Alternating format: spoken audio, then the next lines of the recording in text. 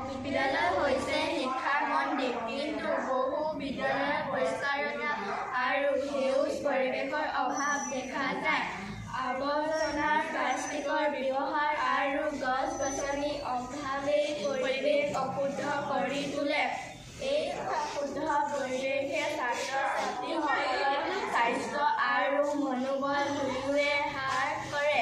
পৰিষ্কাৰ আৰু সেউজ বিদ্যালয় অভিযানৰ মূল লক্ষ্য হৈছে বিদ্যালয়ৰ পৰিসৰ পৰিষ্কাৰ আৰু সেউজ কৰি তোলা।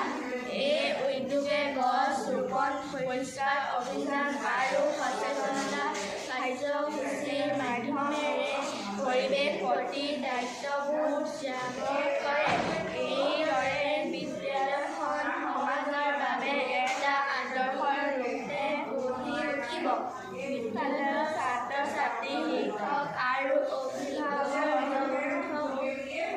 অংশগ্ৰহণৰ মাধ্যমেৰে এই অভিযান সফল হ'ব পাৰে।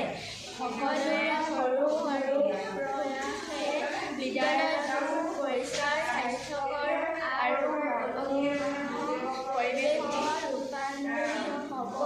ইয়াৰ ফলত বিদ্যালয়টো স্থানীয় সমাজৰ বাবে প্ৰেৰণাৰ উৎস হ'ব আৰু স্বচ্ছতা, দায়িত্ববোধ আৰু পৰিৱেশ সুৰক্ষাৰ